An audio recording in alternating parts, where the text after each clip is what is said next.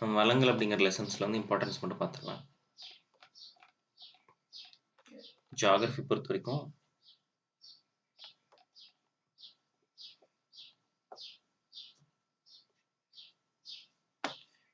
ஒரு பொருள் பயன்பாட்டினை கண்டறிந்த பின்புதான் அப்பொருள் வளமாக மாறுகிறது. மனிதனின் தேவைகள் நாளுக்கு நாள் மாறக்கூடியவை. தேவையானது மாறுபடும் பொழுது அதை நிறைவு செய்கின்ற வளங்களும் மாறுகின்றன. ஒரு பொருளை வளமாக மாற்றுவதற்கான காரணிகள் வந்து காலமும் தொழில்நுட்பமும் தான். சரிங்களா? உதாரணமாக நிலக்கரியும் பெட்ரோலியமும் குறைந்து கொண்டே வரும் இக்காலகட்டத்தில் புதிய கண்டுபிடிப்புகள் வந்து பாத்தீங்கன்னா சூரிய தகடுகள் வந்து சூரிய ஆற்றலை வந்துட்டு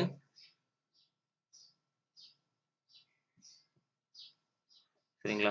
உதாரணமாக நிலக்கரியும் பெட்ரோலும் குறைந்து கொண்டே வருகிறது. இக்காலகட்டத்தில் புதிய கண்டுபிடிப்புகளான சூரிய தகடுகள், அதாவது சோலார் பிளேட்னு சொல்லக்கூடிய சூரிய ஆற்றலை மின்னாற்றலாக மாற்றக்கூடிய உதவுகிறது. எனவே தற்போது இது ஒரு சிறந்த வளமாக நீடிக்கிறது. அப்ப ஒரு பொருளை வந்து வளமாக மாற்றுவதற்கான காரணிகள் என்ன? காலமும் தொழில்நுட்பமும் தான். சரிங்களா? அதுதான் ஃபர்ஸ்ட் இதுல முக்கியமானது. சரிங்களா? நிறைய சொல்லியிருப்பாங்க. இந்த இயற்கை வளங்கள் அந்த மாதிரி நிறைய சொல்லியிருப்பாங்க. ஸோ ஓகே, வளங்களோட வகைகள் சரிங்களா?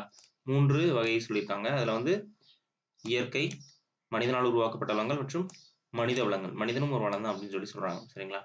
ஸோ இதில் இயற்கை வளங்கள் எல்லாத்துக்கும் தெரியும். சரிங்களா? இயற்கை வளங்கள்னா இயற்கையிலிருந்து நேரடியாக கிடைக்கக்கூடியது. அது காற்று, நீர், மண் மற்றும் கனிமங்கள். சரிங்களா? நம்மை சுற்றி இயற்கை தாவரங்கள், விலங்குகள் அனைத்தும் இயற்கை வளங்கள் அப்படின்னு சொல்றாங்க. சரிங்களா? ஓகே, அடுத்தது இயற்கை வளங்களோட வகைப்பாடுகள் தோற்றத்தின் அடிப்படையில், அதெல்லாம் நமக்கு பெருசா தேவையில்லை. சரிங்களா?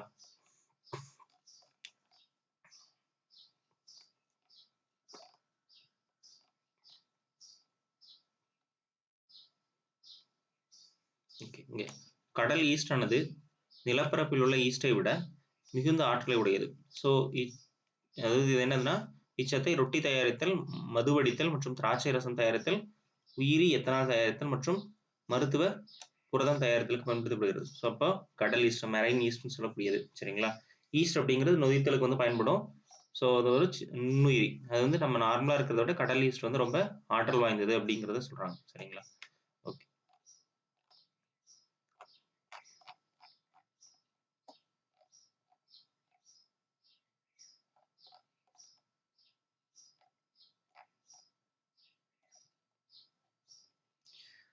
இங்க வெப்பமண்டல மலைக்காடுகள் உலகில் பெரும் மருந்தகம் சொல்றாங்க. சரிங்களா? வேர்ல்டு லார்ஜஸ்ட் ஃபார்மசி என அழைக்கப்படுகிறது. இப்பகுதியில் காணப்படும் தாவரங்கள் பார்த்தீங்கன்னா 25% தாவரங்கள் வந்து மருத்துவ குணம் கொண்டவையா இருக்கும். சரிங்களா? வெப்பமண்டல மலைக்காடுகள். ஸோ நம்ம இந்தியா தான் சொல்றாங்க. சரிங்களா? இந்தியாவில் கிட்டத்தட்ட வெப்பமண்டல மலைக்காடுகள் வந்து அதிகமாக காணப்படுகிறது. மேற்கு தொடர்ச்சி மலைகள் இதெல்லாம் வந்து பார்த்தீங்கன்னா வெப்பமண்டல மலைக்காடுகள் வகையை சார்ந்ததான். சரிங்களா? எடுத்துக்காட்டிங்க வந்து சின்கோனா தாவரம் வந்து சொல்லியிருக்காங்க. சரிங்களா?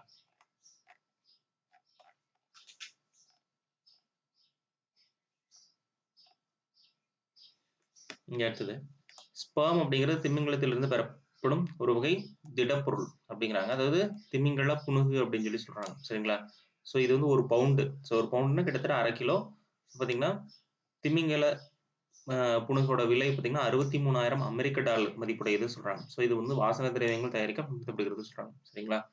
ஸோ அதாவது திமிங்கலத்தோட எச்சத்தை வந்து இது பண்றாங்க, கடத்திட்டு போறாங்க அப்படின்லாம் நியூஸ்ல வந்து நீங்க கேட்டிருப்பீங்க. ஸோ அது வந்து இதுதான். ஸோ இவ்வளவு வந்து கிட்டத்தட்ட விலை உயர்ந்த ஒரு பொருள் அப்படின்னு சொல்லி சொல்றாங்க. சரிங்களா? ஓகே,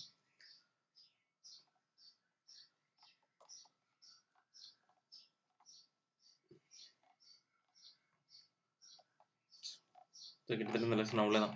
சரிங்களா? ஸோ வளங்களை பாதுகாத்தல் அப்படின்னு சொல்லி இருக்கு. ஸோ இங்க வந்து காந்தியடிகள் சொன்னது, வளங்கள் மனிதன் பேராசை கன்று அவனது தேவைக்கு மட்டுமே அப்படின்னு சொல்லி மகாத்மா காந்தியடிகள் வந்து சொல்றாரு. சரிங்களா? ஸோ உலகில் வளங்கள் வந்து குறைவதற்கு மனித இனமே தான் காரணம் அப்படின்னு சொல்லி சொல்றாரு. சரிங்களா? வேற யாரும் இல்லை அப்படிங்கிறத சொல்றாங்க. சரிங்களா? ஸோ மறுசுழற்சி பத்தி சொல்லியிருப்பாங்க. சரிங்களா? 3 hours நமக்கு தேவையில்லை, எக்ஸாம் பயன்படுத்த தேவையில்லை. சரிங்களா? இந்த லெசன் அவ்வளவுதான். ஸோ இதுல முக்கியமா இந்த சின்ன சின்ன இதுக்காக தான் பார்த்தேன். சரிங்களா? ஸோ புக் பேக் கொஸ்டின்ஸ் வந்துட்டு நீங்க சும்மா அந்த லெசன் ரீட் பண்ணிட்டு நீங்க ஒரு டைம் பார்த்தீங்கன்னா உங்களுக்கு தெரியும். சரிங்களா? அவ்வளோ இம்பார்ட்டன்ஸ் கிடையாது. ஸோ ஜஸ்ட் நீங்க ஒரு டைம் ரீட் பண்ணிக்கிறதுக்காக தான். ஓகே, அடுத்து நம்ம லெசன் போவோம். ஸோ இது பார்த்தீங்கன்னா 3rd term. சரிங்களா? 6வது 3ஆம் பருவம். அதில் நம்ம பார்க்கக்கூடிய பாடம் பார்த்தீங்கன்னா இந்த புவியியல் பகுதியில் ஆசியா மற்றும் ஐரோப்பால நம்ம ஆசியா மட்டும் பார்க்க போறோம். அதுக்கப்புறம் புவி மாதிரி. சரிங்களா? இந்த 2ம் வந்து பார்க்கணும். பேரிடரை புரிந்து கொள்ளுதல். சும்மா ஜஸ்ட் புயல் வந்தா என்ன பண்ணணும்? வெள்ளம் வெள்ளம் வந்தா என்ன பண்ணணும்? நிலநடுக்கம் வந்தா என்ன பண்ணணும்? அப்படின்னு முன்னெச்சரிக்கை நடவடிக்கைகள் என்ன பண்ணுங்கிற மாதிரி கொடுத்துருப்பாங்க. ஸோ அதை நம்ம தேவை. சும்மா ஜஸ்ட் ரீட் பண்றதா ரீட் பண்ணிக்கலாம். சரிங்களா? 157வது பக்கத்துல இந்த ஆசியா மற்றும் ஐரோப்பால நம்ம ஆசியா மட்டும் படிச்சா போதும். ஐரோப்பா வந்து நமக்கு தேவையில்லை. சரிங்களா?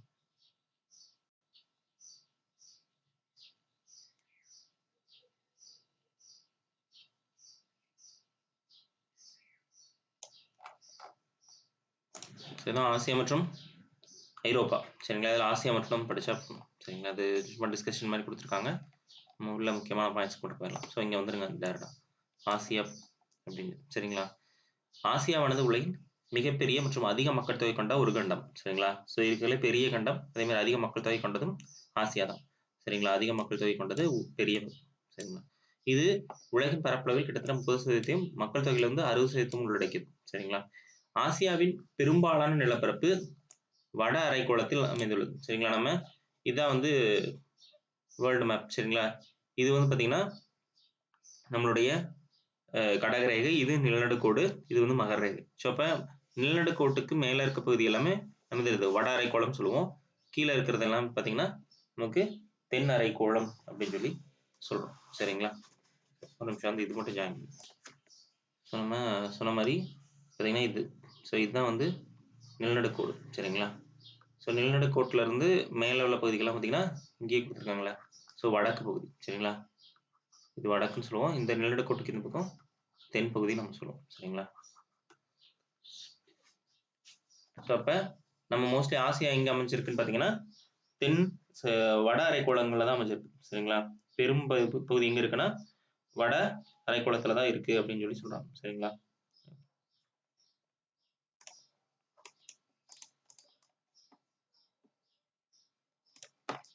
அடுத்தது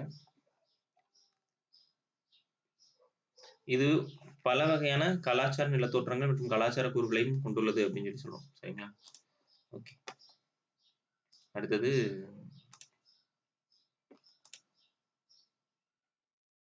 ஓகே இங்க வந்துருங்க மேல.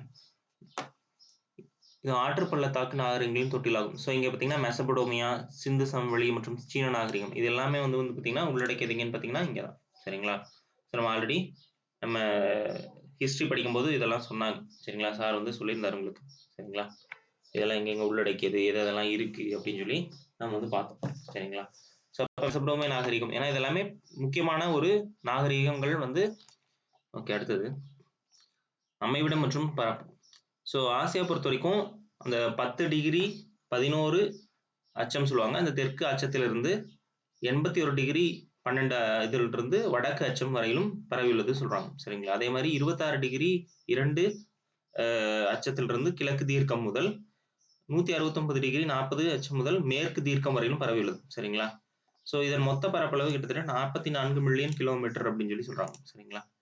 ஸோ அது இங்க வந்து அந்த நீங்க உலக மேப் வந்து பாத்தீங்கன்னா அந்த அச்சங்கள் வந்து எழுதியிருப்பாங்க. ஸோ இங்கிருந்து 0ல இருந்து ஸ்டார்ட் ஆகி இந்த பக்கம் மறுபடியும் போயிருக்கும். அதே மாதிரி இங்க அதே மாதிரி இது வந்து அச்சக்கோடுன்னு சொல்லுவாங்க. தீர்க்க கோடு இந்த பக்கம் இதே மாதிரி இங்க வந்து இந்த இடத்துல வந்து 0ல இருந்து ஸ்டார்ட் ஆகும். சரிங்களா?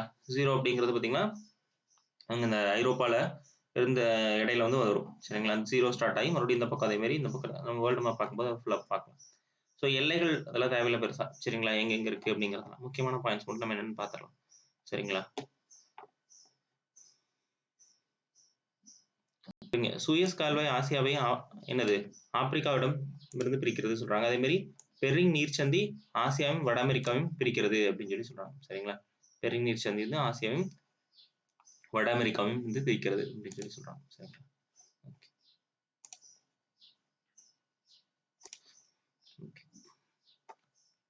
அடுத்தது ஸோ இங்க சொல்லியிருக்கேன் பாருங்க. ஸோ இதுதான்.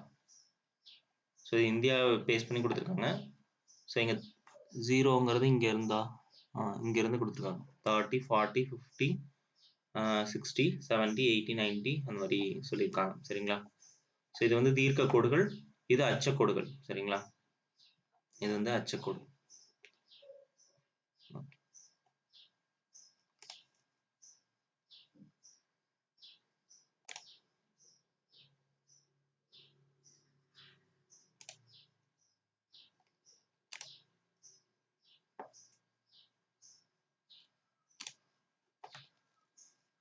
ஸோ இதெல்லாம் அச்சக்கோடு சரிங்களா.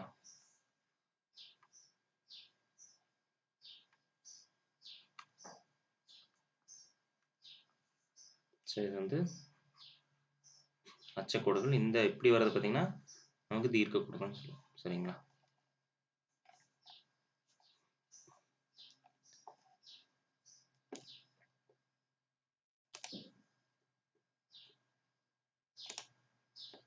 அடுத்தது ஆசியாவோட அரசியல் பிரிவுகள் வந்து கொடுத்துருக்காங்க சரிங்களா. ஸோ கிட்டத்தட்ட 48 நாடுகள் இருக்கு. நாடுகள் நிலத்தோற்றம் மற்றும் அரசியல் நிலைப்பாடு அடிப்படையில் பிரிக்கப்பட்டிருக்கு சரிங்களா. அது கிழக்காசியா அதெல்லாம் நமக்கு தேவையில்லை சரிங்களா. தென்கிழக்காசியா அப்படின்லாம் பிரிச்சிருக்காங்க சரிங்களா. ஸோ அப்போ இந்தியா எங்க இருக்குங்க? ஆசியால வந்து இந்தியா எங்க இருக்கு? தென்கிழக்கு ஆசியான்னு சொல்லுவாங்க சரிங்களா. சரிங்களா, இது எல்லாமே ஆசிய கண்டம் தான். ஸோ இங்க நம்ம இருக்கோம் சரிங்களா. அடுத்தது இயற்கை பிரிவுகள். ஆசியா வந்து நீண்ட மலைத்தொடர்கள் பனிச்சூர் இந்திய கிட்டத்தட்ட பார்த்தீங்கன்னா நம்ம ஆசியாவில் வந்து பார்த்தீங்கன்னா பல்வேறு நிலத்தோற்றங்கள் இருக்கு சரிங்களா. ஸோ இந்தியாவே பார்த்தீங்கன்னா ஒரு துணை கண்டம் நம்ம சொல்லுவோம். ஏன்னா இந்தியாவில் ஒரு கண்டங்கள்ல எப்படி ஒரு வெவ்வேறு நிலத்தோற்றங்கள் இருக்கும், வெவ்வேறு காலநிலை இருக்கும், அதே மாதிரி ஆசியாவும் கிட்டத்தட்ட அந்த அளவுக்கு தான் இருக்கும் சரிங்களா. பனி, அதே மாதிரி ஒரு இடத்துல பாலைவனம் சரிங்களா, அந்த மாதிரிலாம் இருக்கு சரிங்களா. அதான் சொல்லியிருப்பாங்க அந்த நிலத்தோற்றங்களை 5 வகையா வந்து பிரிச்சிருப்பாங்க சரிங்களா. 5 வகை நிலத்தோற்றங்கள் வந்து பிரிச்சிருப்பாங்க ஓகேங்களா. ஸோ அதில் பார்த்தீங்கன்னா இதெல்லாம் என்னன்னு ஜஸ்ட் பார்த்துக்கோங்க. வட தாழ்நிலங்கள், அதுக்கப்புறம் மத்திய உயர்நிலங்கள், தெற்கு பீடபூமிகள், பெரும் சமவெளிகள், தீவு கூட்டங்கள் அப்படின்னு சொல்லி 5 வகையா பிரிச்சிருக்காங்க. ஒவ்வொன்றை பத்தியும் சொல்லியிருப்பாங்க சரிங்களா. தாழ்நிலங்கள்னா என்ன, வட தாழ்நிலங்கள்னா என்ன. ஆசியாவிலேயே மிகவும் பறந்து காணப்படும் தாழ்நிலம் சைபீரிய சமவெளி ஆகும் சொல்றாங்க சரிங்களா. அவ்வளவுதான் இருக்கா. அதே மாதிரி மத்திய உயர்நிலங்களை பொறுத்த வரைக்கும் மத்திய உயர்நிலங்கள் துருக்கியிலிருந்து பெருநீர் சந்தி வரை விரிந்து காணப்படுகிறது. ஆசியாவில் 2 பெரும் முடிச்சுகள் இருக்கு. பாமீர் முடிச்சு ஒன்று இருக்கு, அப்புறம் ஆர்மீன் முடிச்சு இருக்கு. பாமீர் முடிச்சு கிட்டத்தட்ட நமக்கு இந்தியாவுக்கு மேல இங்கே தான் இருக்கு சரிங்களா. பாமீர் முடிச்சு வந்து இந்த இடத்துல இருக்கும் சரிங்களா. இந்த இடத்துல வந்து இருக்கும். இந்த இடத்துல வந்து பாமீர் முடிச்சிருக்கும் சரிங்களா.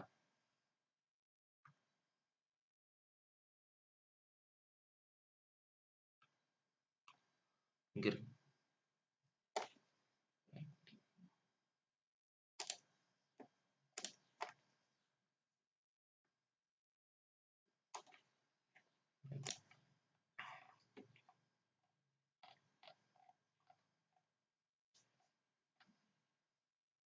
மலைகள் கொடுத்துருக்காங்க பாருங்க, அதெல்லாம் பின்னாடி பார்க்கலாம். ஓகே. ஸோ இந்துகுஷ் மலைத்தொடர், அப்புறம் சுலைமான் மலைத்தொடர், இமயமலைத்தொடர் மற்றும் டியான் ஷன் மலைத்தொடர் போன்றவை பாமீர் முடிச்சிலிருந்து பரவி காணப்படுகிறது. ஸோ இந்துகுஷ் மலைத்தொடர் மேற்கே எல்பரஸ் மற்றும் எனவும், சுலைமான் மலைத்தொடர் தென்மேற்கே வந்து ஜாக்ரோஸ் மலைத்தொடர் எனவும் நீண்டு காணப்படுகிறது சொல்றாங்க சரிங்களா. இதெல்லாம் பெருசா தேவையில்லைங்க வந்து சரிங்களா, சும்மா தேவையில்லாதெல்லாம் படிச்சுட்டு இருக்கணும். ஸோ முடிச்சு என்பதற்கு மலைத்தொடர்கள் கூடும் அல்லது பிரியும் இடங்கள் அப்படின்னு சொல்லி சொல்றாங்க சரிங்களா. அடுத்தது இமயமலை தொடர்களை உலகின் உயரமான மலைத்தொடர்கள் அப்படின்னு சொல்லி சொல்றோம் சரிங்களா. ஆசியாவில் உயர்ந்த சிகரம் எதுனா நமக்கு எவரெஸ்ட் தான். ஸோ அது 8848 அப்படின்னு அங்கேயே பார்த்தோம் சரிங்களா. ஆசியாவின் மட்டுமின்றி உலகிலேயே உயரமான சிகரமும் இதுதான். ஸோ எல்லாத்துக்கும் தெரியும். ஸோ உலகின் மிகமான உயரமான சிகரம்னா எவரெஸ்ட் தான் சரிங்களா. அது நேபாளம் இருக்கு சரிங்களா. அது நேபாளம் ஆசியாவில் இருக்கிறதா சொல்றோம். நம்ம ஆசியாவை பத்தி பிடிக்கும். உலகின் தாழ்வான பகுதி வந்து ஆசியாவோட சாக்கடல் அப்படின்னு சொல்லி சொல்லுவாங்க சரிங்களா. உலகின் தாழ்வான பகுதி வந்து சாக்கடல் அப்படின்னு சொல்லி சொல்லுவாங்க சரிங்களா. ஓகே. ஸோ இங்க சொல்றோம் பார்த்தீங்களா, பாமீர் முடிச்சு இங்க இருக்கு. பாமீர் முடிச்சு இங்க தான் இருக்கு ஓகேங்களா. அடுத்தது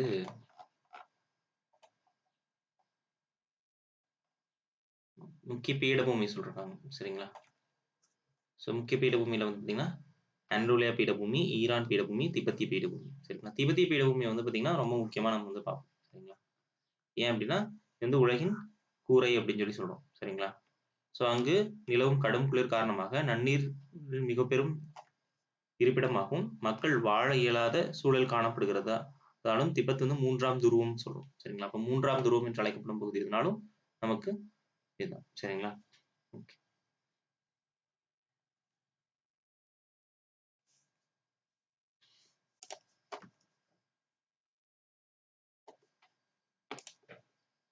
மூன்றாம் துருவம் என்று அழைக்கப்படும் பகுதி என்னன்னா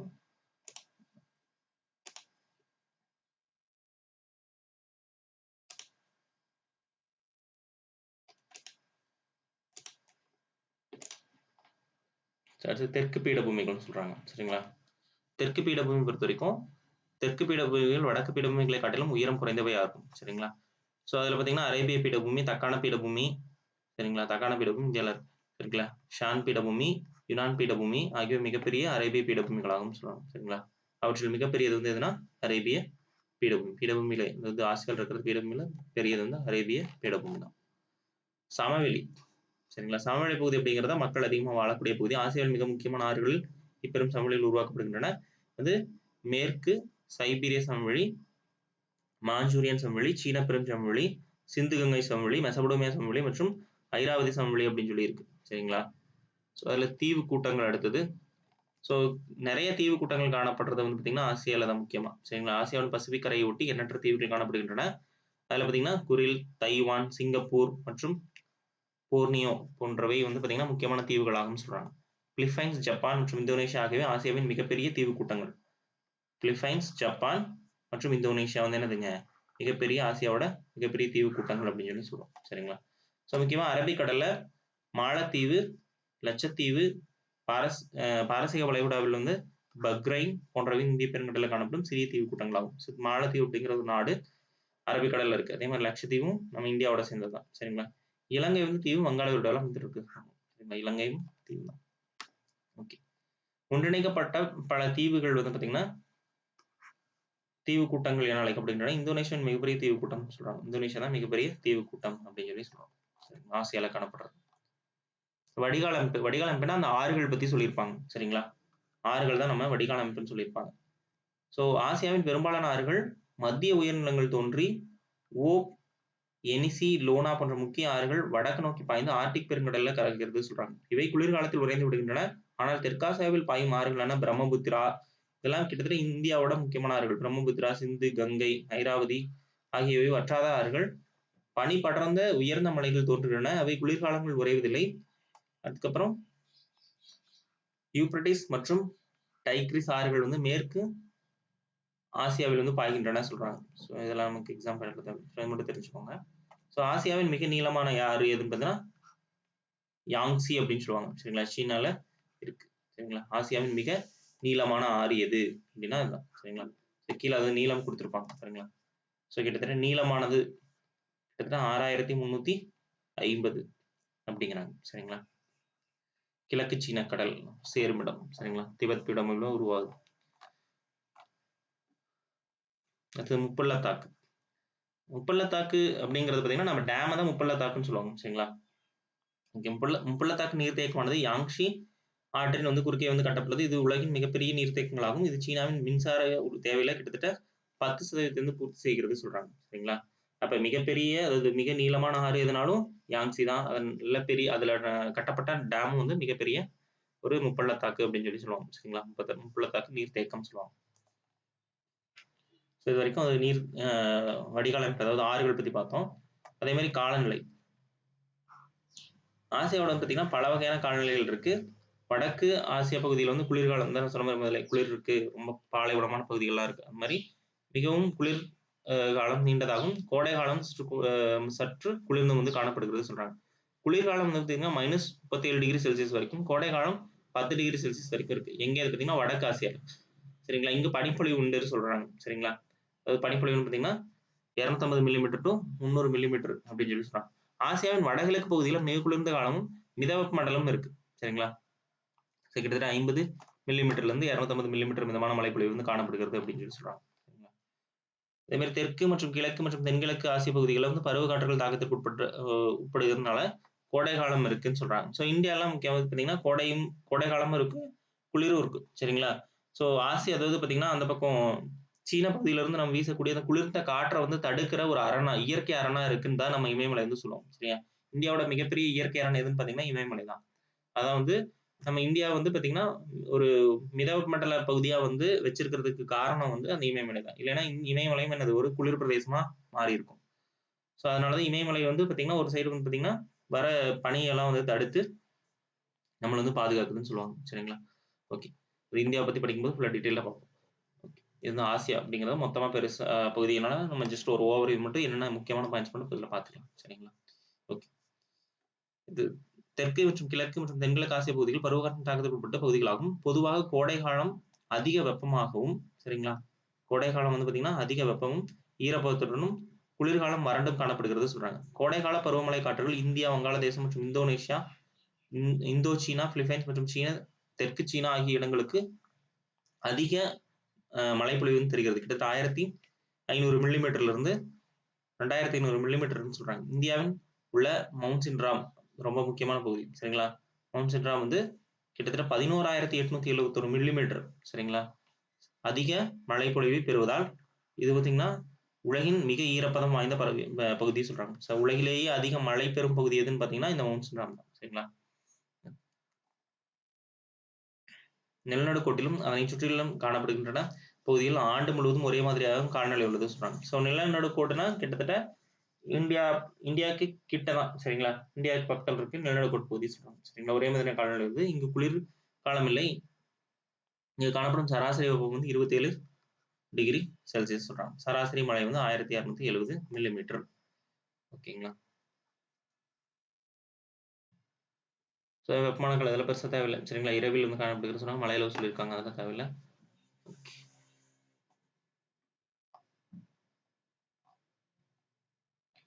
அடுத்தது ஆசியாவில் பாலைவனங்கள் மேற்கு கடற்கரையோரமாக காணப்படுகிறது. கிட்டத்தட்ட அரேபியா எல்லாமே என்னதுங்க, சவுதி அரேபியா, தார் பாலைவனம், சரிங்களா, இந்தியா மற்றும் பாகிஸ்தான்ல காணப்படுகிறது. இது எல்லாமே வந்து பாத்தீங்கன்னா முக்கியமான பாலைவனம் வந்து ஆசியால வந்து காணப்படுகிறது அப்படின்னு சொல்றாங்க. சரிங்களா?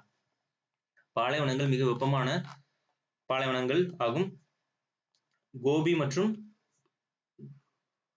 தக்லமக்கான், சரிங்களா, இதெல்லாம் வந்து பாலைவனங்கள் குளிர் பாலைவனம் சொல்றாங்க. அப்ப 2 வகையான பாலைவனம் இருக்கு. அதை வந்து கொஸ்டின் கேட்பாங்க. சரிங்களா? அது கிட்டத்தட்ட அந்த குளிர் பாலைவனம் தான் ரொம்ப அதிகமா கேட்டுட்டே இருக்காங்க. மிக வெப்பமான பாலைவனம்னா அரேபியா மற்றும் தார் பாலைவனம். இது வந்து கோபி மற்றும் தக்லமக்கான் அப்படிங்கிறது வந்து என்னது, குளிர்ந்த பாலைவனங்கள் சொல்றாங்க. சரிங்களா? கோபி பாலைவனம் வந்து என்னன்னு கேட்பாங்க. குளிர்ந்த பாலைவனமா அதெல்லாம் கேட்டிருக்காங்க. சரிங்களா? அடுத்தது தகவல் பேழை பாலைவனம் என்னன்னு சொல்லியிருக்காங்க. பாலைவன பிரதேசங்கள் என்பது மிக குறைந்த மழைப்பொழிவு பகுதியாகும். இங்கு குறைந்த அளவிலேயே தாவரங்கள் மற்றும் விலங்கினங்கள் வந்து காணப்படுகின்றன. ஆசியாவில் 2 வகையான பாலைவனங்கள் இருக்கு. சரிங்களா? வெப்பமான மற்றும் குளிர் பாலைவனங்கள் இரண்டும் ஆசியாவில் காணப்படுகிறது. சரிங்களா? அடுத்தது ரூபா அல் காலி பாலைவனம் வந்து பார்த்தீங்கன்னா உலகின் மிக தொடர்ச்சியான மணற்பாங்கான பாலைவனம் ஆகும். இது எங்க இருக்குன்னு பார்த்தீங்கன்னா சவுதி அரேபியால தென்கிழக்கு பகுதியில் வந்து காணப்படுகிறது சொல்றாங்க. இதுவும் முக்கியம்தான்.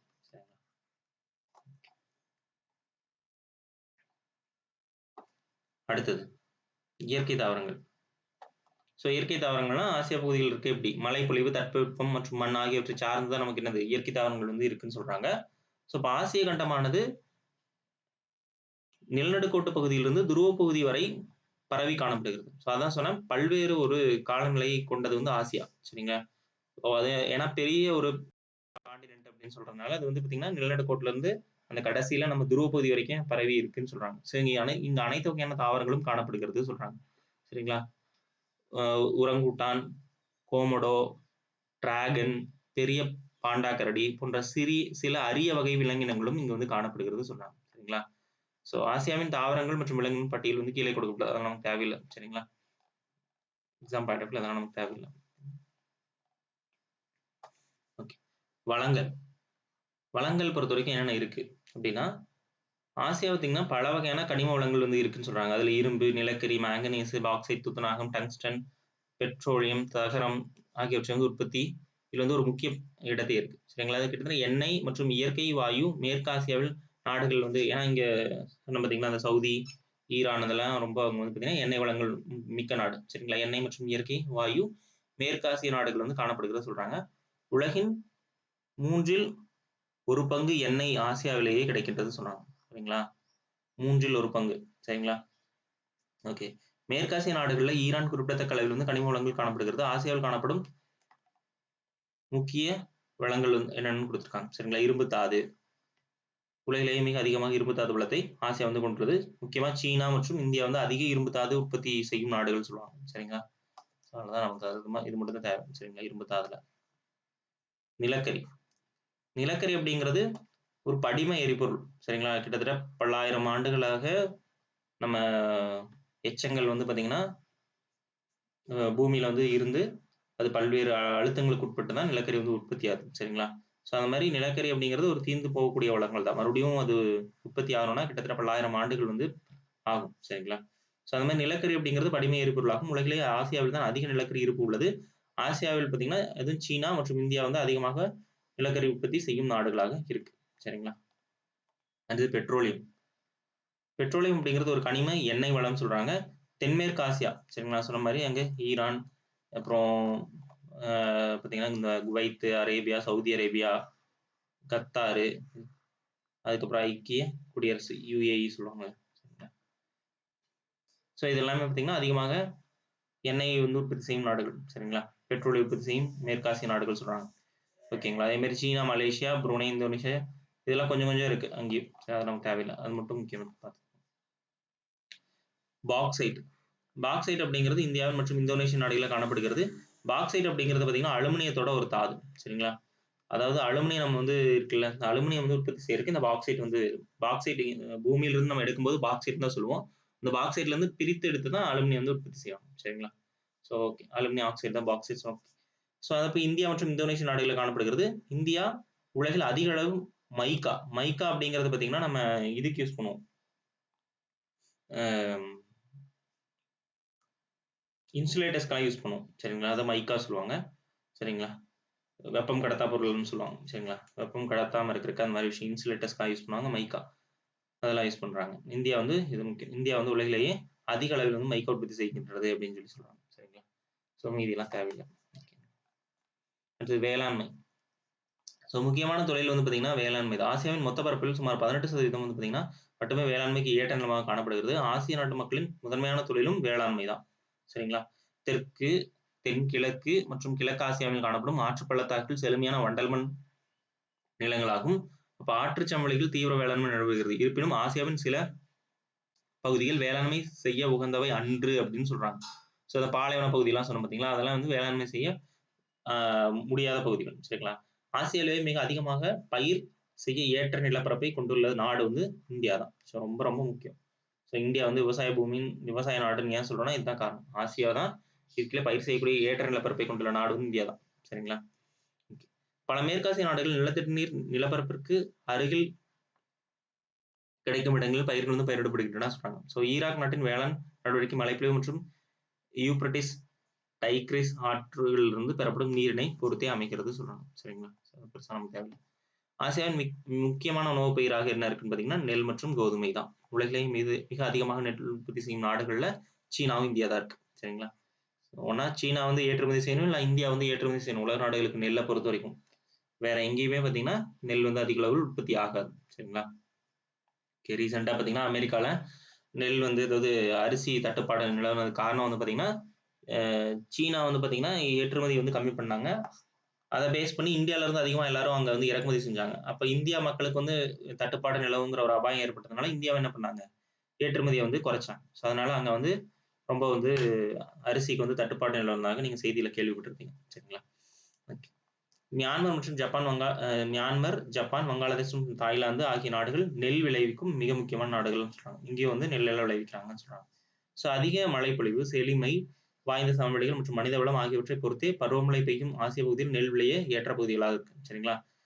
தாய்லாந்து வந்து பார்த்தீங்கன்னா, தென்கிழக்கு ஆசியாவோட அரிசி கிண்ணம் அப்படின்னு சொல்லி சொல்றாங்க. சரிங்களா?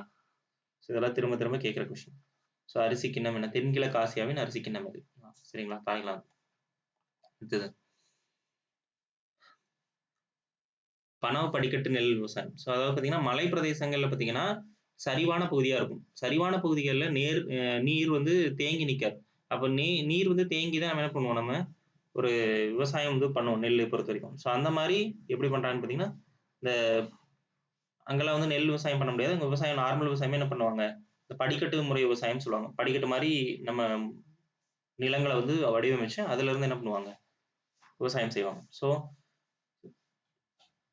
இப்கவுஸ் என்ற பிலிப்பைன்ஸ் மக்களால் கிட்டத்தட்ட 2000 ஆண்டுகளுக்கு முன்பு இது வந்து உருவாக்கப்பட்டதாகும். இது கடல் மட்டத்திலிருந்து சுமார் 1524 மீட்டர் உயரத்தில் அமைந்துள்ளது சொல்றாங்க. சரிங்களா?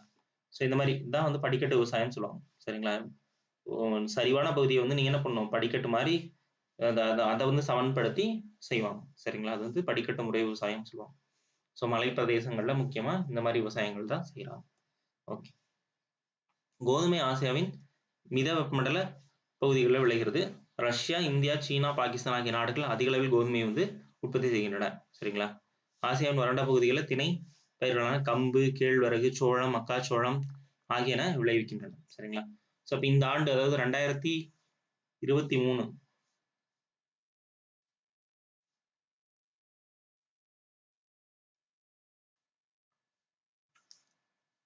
2023 பார்த்தீங்கன்னா சர்வதேச சிறுதானிய ஆண்டு. சரிங்களா? ஸோ திணைப்பயிர்கள் வந்து ஏன் சிறுதானிய ஆண்டா நம்ம இது பண்றோம்னு பார்த்தீங்கன்னா, இந்தியாவில் வந்து பார்த்தீங்கன்னா சிறுதானியம் வந்து அதிகமாக உற்பத்தி ஆகுது. அதே மாதிரி ஆசியாவும் பார்த்தீங்கன்னா ஒரு சிறுதானிய உற்பத்தியில முக்கியமான ஒரு நாடா இருக்கு. ஸோ அப்போ சிறுதானியத்தோட நன்மையை வந்து மக்கள்கிட்ட கொண்டு போய் சேர்க்கணும், உலக அளவில் அதை வந்து கொண்டு போய் சேர்க்கணும் தான் அந்த 2023 ஆண்டா வந்து ஐநா வந்து சர்வதேச சிறுதானிய ஆண்டாக வந்து அறிவிச்சிருக்காங்க. சரிங்களா? ஸோ அது வந்து முக்கியமா ஆசியால கம்பு, கேழ்வரகு, சோளம், மக்காச்சோளம் ஆகியவை வந்து விளைகின்றன சொல்லியிருக்காங்க. சரிங்களா? இந்தியா மற்றும் பாகிஸ்தான் மற்றும் சில வளைகுடா நாடுகளில் பயிரிடப்படுகிறதுன்னு சொல்றாங்க. சரிங்களா? ஓகே. இதெல்லாம் பருப்பு அதெல்லாம் தேவை நமக்கு பெருசா. ஓகேங்களா? ஸோ சணல் முக்கியமா இலைப்பயிர்னு சொல்லுவாங்க. சணல் மற்றும் பருத்தி ஆகியவை முக்கிய இலைப்பயிர்கள் சொல்றாங்க. அது ஆசியாவில் வந்து விளைகிறது சொல்றாங்க. சரிங்களா? உலகில் வந்து 3ல் 1 பங்கு பருத்தி ஆசியாவில் வந்து விளைகிறது. ஆசியாவின் அதிக அளவு பருத்தி உற்பத்தி செய்யும் நாடுகள்ல சீனா, இந்தியா, ரஷ்யா, கஜகஸ்தான், இந்தியா மற்றும் பாகிஸ்தான், சீனா, வங்காளதேசம் ஆகிய நாடுகள். அது சணல். சணல் உற்பத்தியில முக்கியமா இந்தியாவும், வங்காளதேசம், சீனா தான். சரிங்களா? அதிகமா இருக்கு. நம்ம அது பார்ப்போம். சரிங்களா? ஜஸ்ட் தெரிஞ்சுக்கலாம். அவ்வளவுதான். ஸோ இதெல்லாம் பெருசா கரும்பு இதெல்லாம் கொடுத்துருப்பாங்க. அதெல்லாம் வேணாம் நமக்கு. சரிங்களா? ஸோ மலேசியா மற்றும் தாய்லாந்து ஆகிய நாடுகள் இயற்கை ரப்பர் உற்பத்தியில் முதன்மையாக விளங்குகின்றன. மேற்காசிய நாடுகளில் பேரிச்சம்பழம் அதிக அளவில் விளைகின்றன. அவற்றுள் ஈரான் வந்து இப்பழங்கள் அதிக அளவில் உற்பத்தி செய்யப்படுகிறது. ஸோ அப்போ பேரிச்சம்பழம் வந்து அதிக விளையும் நாடுன்னா ஈரான் தான். சரிங்களா? அது வந்து எப்பவுமே பேரிச்சையை பொறுத்த வரைக்கும் மிகுந்த ஒரு கோடை பிரதேசங்கள்ல தான் விளைவிக்கும். சரிங்களா? அதனால ஈரான் தான் ரொம்ப முக்கியமா அதிக அளவு பேரிச்சை உற்பத்தி செய்யும் நாடு வந்து ஈரான் தான். சரிங்களா? மீன் பிடித்தல் பத்தி சொல்லியிருப்பாங்க. அது உள்நாட்டு மீன் பிடித்தல் அதெல்லாம் சொல்லியிருப்பாங்க. சரிங்களா?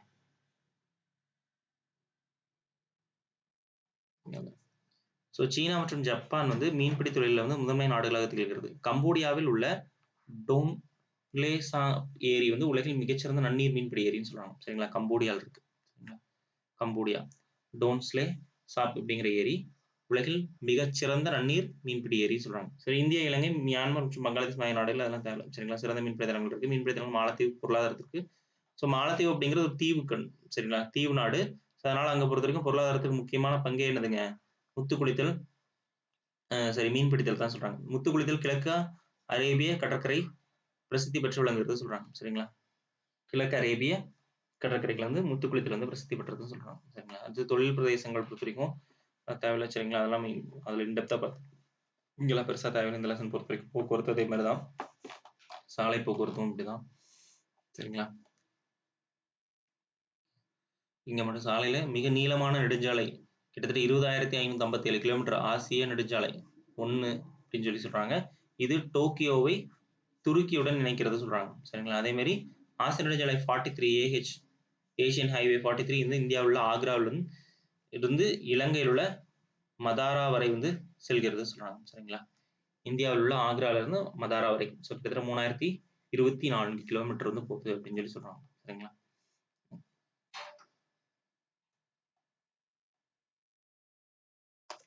அதே மாதிரி இரும்பு பாதை பொறுத்த வரைக்கும் உலகிலேயே மிக நீண்ட இரும்பு பாதைன்னு பார்த்தீங்கன்னா டிரான்ஸ் சைபீரியன் இரும்பு பாதை கிட்டத்தட்ட 9258 கிலோமீட்டர் அப்படின்னு சொல்றாங்க. சரிங்களா? இது கண்டம் கடக்கும் இரும்பு பாதை போக்குவரத்து சொல்றாங்க. சரிங்களா? ஸோ புல்லட் ட்ரெயின் பத்திலாம் சொல்லியிருப்பாங்க. இந்த ஜப்பான்ல இருக்கு அப்படின்னு சொல்றாங்க. ஆசியாவோட கலாச்சார கலவை என்னன்னு கேட்கிறாங்க. ஸோ மக்கள் தொகை உலகிலேயே அதிக மக்கள் தொகை கொண்ட கண்டம் வந்து ஆசியா தான். ரொம்ப முக்கியமான பாயிண்ட். உலகில் சுமார் 10ல் 6 பங்கு மக்கள் தொகை ஆசியாவில் வந்து காணப்படுகிறது சொல்றாங்க. சரிங்களா? ஸோ 10 பேர் உலகத்தில் இருந்தாங்க, 6 பேர் ஆசியாவில் தான் வசிக்கிறாங்கன்னு சொல்றாங்க. சரிங்களா? ஏன்னா ஆசியாவில் வந்து பார்த்தீங்கன்னா முக்கியமான காலநிலை வந்து இருக்கு. சரிங்களா? காலநிலை இருக்கு. அதே மாதிரி வளங்கள் வந்து அதிகமா இருக்கு. சரிங்களா? மக்கள் வந்து வசிக்கிறதுக்கு காரணம் வந்து அதுதான். சரிங்களா? ஏன்னா பண்டைய காலங்கள்ல முக்கியமான இந்த நாகரிகங்கள் வந்து உருவானதே பார்த்தீங்கன்னா, நம்ம ஆசிய பகுதிகள்ல தான் அதிகமா உருவாச்சு. சரிங்களா? சிந்து சமவெளி நாகரிகம் மட்டும் மெசபடோமியா அந்த மாரி சீன நாகரிகம் எல்லாமே பார்த்தீங்கன்னா, முக்காவாசி இந்த உருவானது எல்லாமே ஆசிய பகுதிகள் தான். அதனால தான் இங்க மக்கள் தொகை அப்படியே பரவல் இருக்கு. ஓகேங்களா? இயற்கை கூறுகள்ல ஆசியாவில் மக்கட் பரவல் சீரற்று காணப்படுகிறது. ஆசியாவின் மொத்த மக்கள் தொகையிலிருந்து 5ல் 1 பங்கு மக்கள் சீனால மற்றும் இந்தியால தான் இருக்கும். ஸோ 2மே மிகப்பெரிய மக்கள் தொகை கொண்ட நாடுகள். இந்தியா முதலும், சீனா 2வது. இப்போ மாறிடுச்சு சரிங்களா? முதல்ல சீனா ஃபர்ஸ்ட் வந்துச்சு. இப்ப இந்தியா தான் முதல்ல இருக்கு மக்கள் தொகையில. ஸோ வெவ்வேறு நாடுகள் மட்டுமின்றி வங்காளதேசம், இந்தோனேஷியா, ஜப்பான், பாகிஸ்தான், பிலிப்பைன்ஸ் ஆகிய நாடுகள் மக்கள் தொகையை பார்த்தீங்கன்னா 100 மில்லியன் சரிங்களா? 100 மில்லியன் அதிகமாக உள்ளது சொல்றாங்க. ஆசியாவின் மக்கள் அடர்த்தியில 1 சதுர கிலோமீட்டர் கிட்டத்தட்ட 143 நபர்கள் வந்து இருக்காங்கன்னு சொல்றாங்க. சரிங்களா?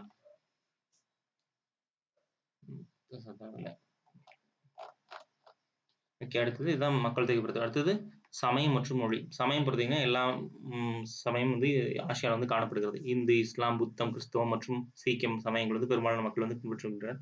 அதே மாதிரி ஜொராஸ்ட்ரியனியம், சமணம், அப்புறம் ஷின்டோஷியம் மற்றும் கான்ஃபூசியஸ் மற்றும் டாவோசியம் ஆகியவும் ஆசியாவில் வந்து இந்த கான்ஃபூசியஸ் மற்றும் டாவோசியம் முக்கால்வாசி சீனா இந்த மாதிரி இடங்கள்ல வந்து அதிகமாக காணப்படுதுன்னு சொல்லுவாங்க. சரிங்களா? ஓகே. மாண்ட்ரியன், ஆங்கிலம், இந்தோனேஷியா, ஜப்பான் மொழி, அரபு, கொரியா, வியட்நாமியா, ஹிந்தி போன்ற மொழிகள் வந்து ஆசியாவில் பரவி பேசப்படுகிறது சொல்றாங்க. சரிங்களா? அங்கூர்வாட் இத பார்த்தீங்கன்னா உலகின் பாரம்பரிய தலம் சொல்றாங்க. 2ஆம் சூரியவர்மன் அப்படிங்கிற மன்னரால் வந்து கிட்டத்தட்ட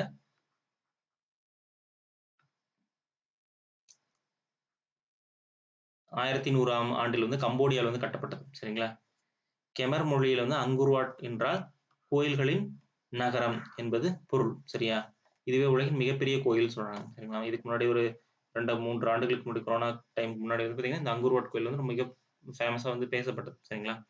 அதாவது ஒரு தமிழர் வந்து அங்க போய் கட்டியிருக்காங்க, கோயில் கட்டியிருக்காங்க, இவ்வளவு பெரிய கோயில் கட்டியிருக்காங்க அப்படின்லாம் பேசினாங்க. சரிங்களா? கம்போடியாவோட முக்கியமா இருக்கு அங்கூர்வாட் கோயில். கலை மற்றும் கட்டிடக்கலை. ஸோ அதெல்லாம் பெருசா நமக்கு எக்ஸாம் பாயிண்ட் ஆஃப் வியூல எதுவும் இல்ல. சரிங்களா?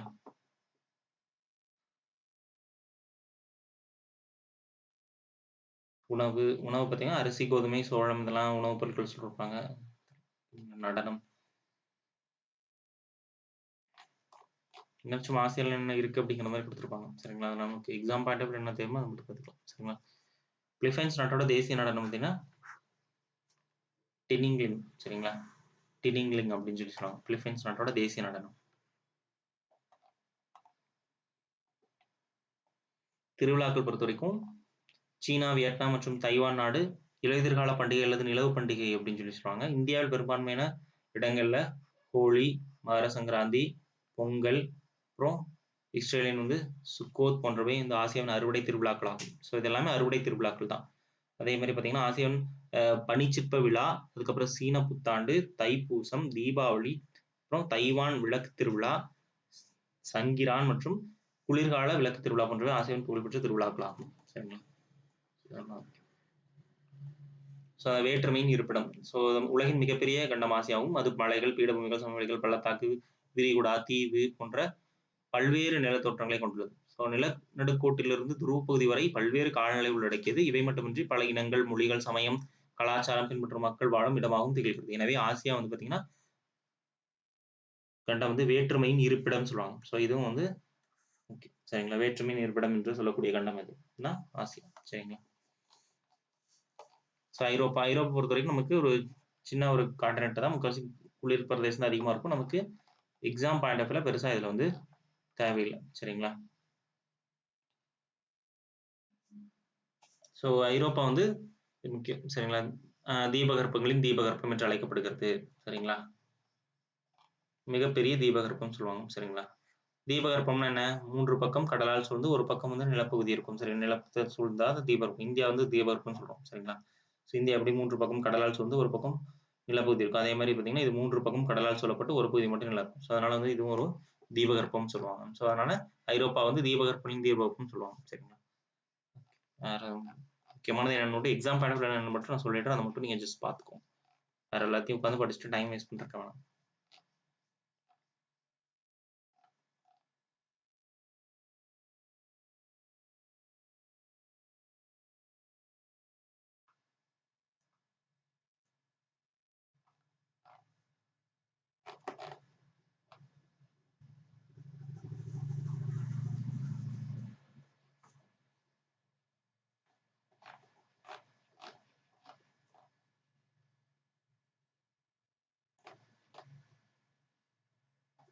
ஸோ ஐரோப்பாவில் பார்த்தீங்கன்னா மிக நீளமான ஆறுன்னு பார்த்தீங்கன்னா வோல்கா அப்படின்னு சொல்லுவாங்க. சரிங்களா? வோல்கா ஆறுன்னு சொல்லுவாங்க.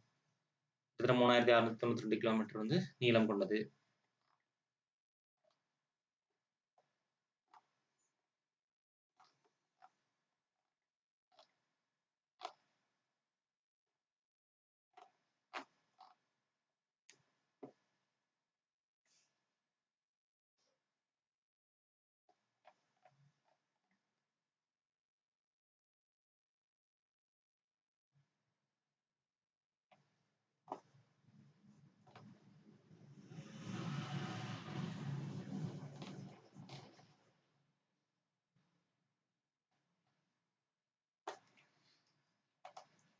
ஆசியா, ஆப்பிரிக்காவை தொடர்ந்து உலகின் 3வது மிக அதிகமாக மக்கள் தொகை கொண்டது வந்து ஐரோப்பா தான். சரிங்களா?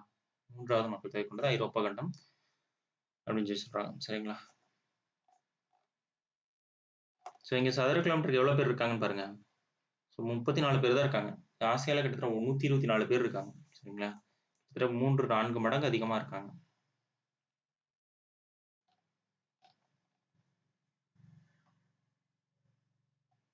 சரிங்க. ஐரோப்பாவில் உள்ள மொனாக்கோ நாட்டில் தான் உலகிலேயே அதிக அளவு மக்கள் அடர்த்தி வந்து இருக்காங்க. சரிங்களா? மக்கள் அடர்த்தி பார்த்தீங்கன்னா உலகிலேயே அதிக அளவு மக்கள் அடர்த்தி கொண்ட நாடு எதுன்னு பார்த்தீங்கன்னா இந்த மொனாக்கோ. ஸோ கிட்டத்தட்ட 26,105 நபர் ஒரு சதுர கிலோமீட்டருக்கு இருக்காங்க.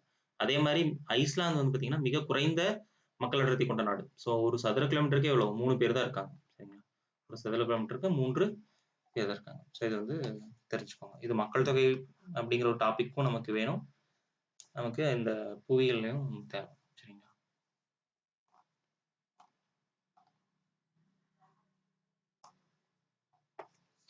ஸோ ஸ்பெயின் நாட்டின் எருதுச்சண்டை வந்து உலக புகழ்பெற்ற விளையாட்டு. சரி, எல்லாத்துக்கும் தெரியும். சரிங்களா? அந்த எருது சண்டை.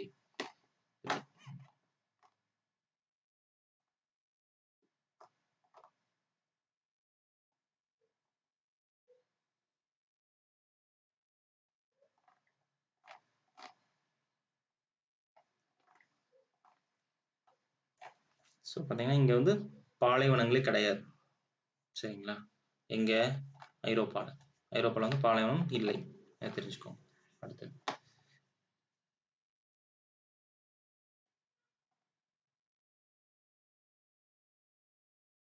ஸோ முக்கியமா இந்த சிட்ரஸ் பழங்கள் அதெல்லாமே அதிகமா பயிரிடப்படும் பகுதி வந்து ஐரோப்பா தான். சரிங்களா? ஸோ முக்கியமா பார்த்தீங்கன்னா இந்த இதெல்லாம் மதுபானங்கள்லாம் அதிகமா இங்க இந்த உற்பத்தி செய்யறதும் இங்க தான் உற்பத்தி செய்வாங்க. சரிங்களா? இங்க தான் திராட்சை ரசம்னு சொல்லுவாங்கல்ல. சரிங்களா? அதெல்லாம் வந்து இங்க அதிகமா உற்பத்தி செய்வாங்க. சரிங்களா? ஏன்னா இங்க வந்து இந்த சிட்ரஸ் பழங்கள் வந்து உற்பத்தி வந்து அதிகமா இருக்கு. ஸோ இதெல்லாம் சும்மா டிஃபரன்ஸ் மாதிரி கொடுத்துருக்காங்க. நீங்க சும்மா டைம் ரீட் பண்றதா ரீட் பண்ணிக்கலாம். பட் எனக்கு தெரிஞ்சு எக்ஸாம் பாயிண்ட் ஆஃப் வியூல அதெல்லாம் தேவையில்லை. சரிங்களா? ஸோ கலப்பு விவசாய முறை வந்து பரவலாக காணப்படுகிறது. ஸோ ஓகேங்களா? கலப்பு விவசாயம் தான் இங்க அதிகமா பண்ணுவாங்க. கலப்பு விவசாயம்னா உங்களுக்கு சில மிக்ஸ்டு ஃபார்மிங் சொல்லுவாங்க. சரிங்களா? ஒரே ஒரு பயிரை மட்டும் விளைவிக்காம எல்லாத்தையும் கலந்து விளைவிப்பாங்க. சரிங்களா? ஸோ முக்கியமா வளர்ந்த கண்டம் சொல்லுவாங்க. சரிங்களா? இதை தொழில்துறை வந்து உலகிலேயே மிகவும் முன்னேற்றம் அடைந்த கண்டமாக திகழ்கிறது. சரிங்களா? கிறிஸ்தவம் வந்து பார்த்தீங்கன்னா ஐரோப்பாவோட முதன்மையான சமயம் சொல்றாங்க. ஸோ இங்கே ஆனால் ஆசியாவை பொறுத்த வரைக்கும் எல்லா சமயங்களும் இருக்கு. சரிங்களா? முக்கியமா எல்லா சமயங்களோட பிறப்பிடமாகவும் ஆசியா வந்து இருக்கு. கிறிஸ்தவம் இஸ்லாம் ஆகட்டும் அல்லது கிறிஸ்தவ மதத்தை தவிர மீதி எல்லா மதத்தோட முக்கியமான பிறப்பிடமா ஆசிய கண்டம் வந்து திகழும் சொல்லுவாங்க.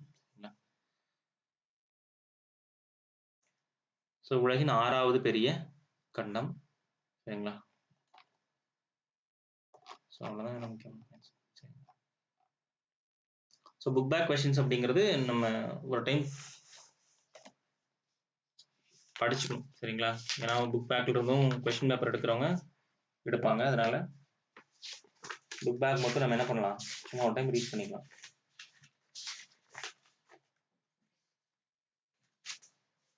ஆசியாவின் மேற்கு எல்லையில் இல்லாதது எதுன்னு பார்த்தீங்கன்னா அரபிக்கடல் வரும். சரிங்களா? மேற்கு. அடுத்தது எல்பஸ் மற்றும் ஜாக்ரோஸ் இடையில் அமைந்துள்ள பீடம் பார்த்தீங்கன்னா மலையிடை பீடபூமி, ஈரான் பீடபூமி. சரிங்களா? அடுத்தது நிலநடுக்கோட்டு காலநிலை என்பது ஆண்டு முழுவதும் ஒரே மாதிரியாக இருக்கும். ஃபர்ஸ்ட் அடுத்து சராசரி மழை அளவு 200 மில்லிமீட்டர், சராசரி வெப்பநிலை வந்து 10 டிகிரி செல்சியஸ். ஸோ இதில் பார்த்தீங்கன்னா 1 மட்டும் சரி வரும். சரிங்களா, ஆண்டு முழுவதும் ஒரே மாதிரியா இருக்கும்னு சொல்லுவாங்க. சரிங்களா, ஆல்ரெடி நம்ம பார்த்தோம். சரிங்களா, ஏன்னா மழை பார்த்தீங்கன்னா அங்கே வந்து இதாக இருக்கும், வெப்பநிலை வந்து ஜாஸ்தியாக இருக்கும். சரிங்களா, 20க்கு மேலே இருக்கும். அதுவும் தவறான கூற்று தான். சரிங்களா, ஸோ இதை பொறுத்துக்க வந்து கொடுத்துருக்காங்க. ஸோ அதில் வந்து பார்த்தீங்கன்னா என்ன ஆப்ஷன்? ஸோ மலேசியாவை பொறுத்த வரைக்கும் ரப்பர், தாய்லாந்து தேக்கு, கொரியா வந்து பார்த்தீங்கன்னா செர்ரி, இஸ்ரேல் வந்து அத்தி. இந்தியா வந்து டேஷ் உற்பத்தியில் வந்து மைக்கா ஆல்ரெடி பார்த்தோம். மைக்கா உற்பத்தியில் முன்னணியில் வந்து வைக்கிறது. ஸ்பெயின் மற்றும் பிரான்சிற்கு இடையில் இயற்கையாக அமைந்துள்ள எல்லை பார்த்தீங்கன்னா பைரனீஸ். அதுக்கப்புறம் ஐரோப்பாவின் மேற்கு மற்றும் வடமேற்கு பகுதியில் மிதமான மற்றும் ஈரமான காலநிலை நிலவுகிறது. சரியான தேர்வினை வந்து தேர்வு செய்ய சொல்றாங்க. இந்த பகுதியில் நிலநடுக்கோட்டுக்கு அருகில் இருக்கு அப்படின்னு தான் கரெக்ட். சரிங்களா, இந்த பகுதிகள் நிலநடுக்கோட்டிற்கு அருகில் வந்து ஐரோப்பா மேற்கு மற்றும் வடமேற்கு பகுதியில் மிதமான ஈரப்பதம் காலநிலை அமைந்திருக்கிறது.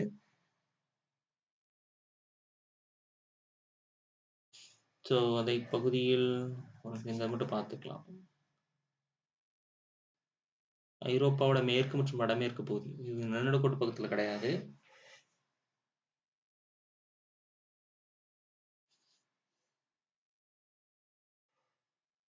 ஸோ இதுக்கு மட்டும் நான் பார்த்து சொல்கிறேன். எனக்கு தெரிஞ்சு இந்த இப்போ இதில் மலையை சுற்றி காணப்படுகிறது அப்படின்னு வரும். சரி, கடைசியாக பார்த்துக்கலாம். முடிச்சுட்டு எல்லாத்தையும் பார்த்துட்டு கடைசியாக பார்த்து கீழ்கண்டவற்றில் தவறான கூற்று எதுன்னு கேட்டிருக்காங்க. சரிங்களா,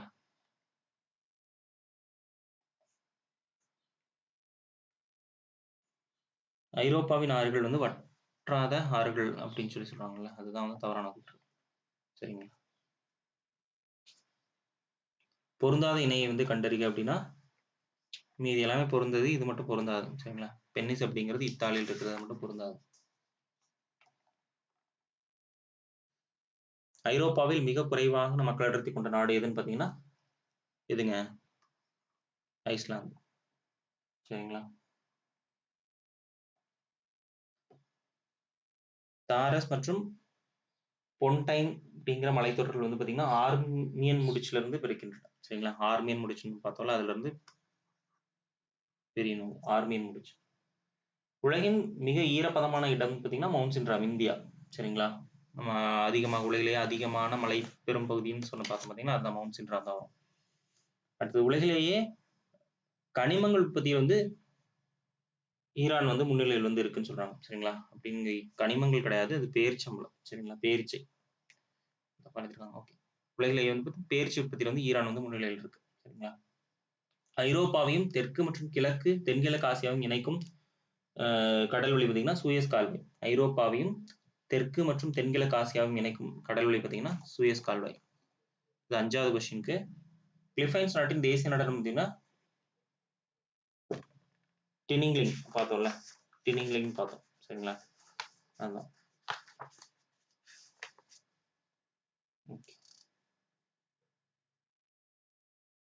அடுத்தது ஐரோப்பாவின் இரண்டாவது உயரமான சிகரம் பார்த்தீங்கன்னா மாண்டிங்லாங். சரிங்களா,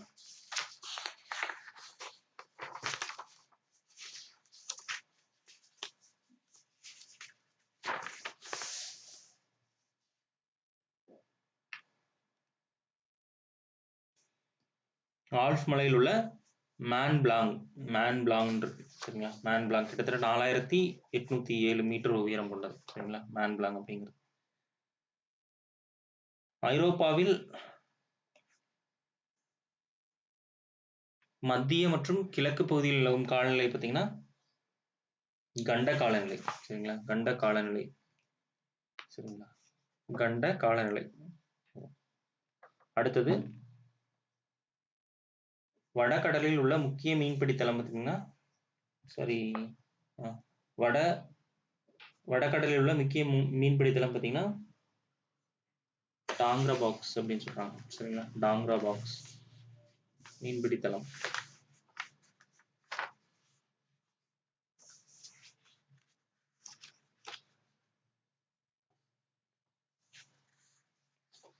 அடுத்தது ஐரோப்பாவோட மக்கள் அடர்த்தி பார்த்தீங்கன்னா 34. சரிங்களா? 34 பேர் வந்து ஒரு சதுர கிலோமீட்டருக்கு இருப்பாங்க.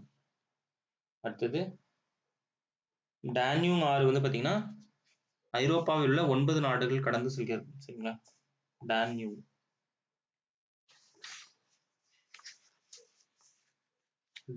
ஆறு. சரிங்களா? 9 நாடுகள் வழியாக பாய்கிறதுன்னு சொல்லுவாங்க டான்யூங் ஆறு. ஸோ பொறுத்துகையில் எருது சண்டை வந்து நம்ம ஸ்பெயின் பார்த்தோம். அரிசி கிண்ணம் வந்து தாய்லாந்து பார்த்தோம். சரிங்களா? மவுண்ட் சின்ட்ரா வந்து அதிக மழை பார்த்தோம். மெசபடோமியா சமவெளி பார்த்தீங்கன்னா யூப்ரட்டிஸ் மற்றும் டைகஸ். பிராய்டு கடற்கரை வந்து நார்வே. சரிங்களா?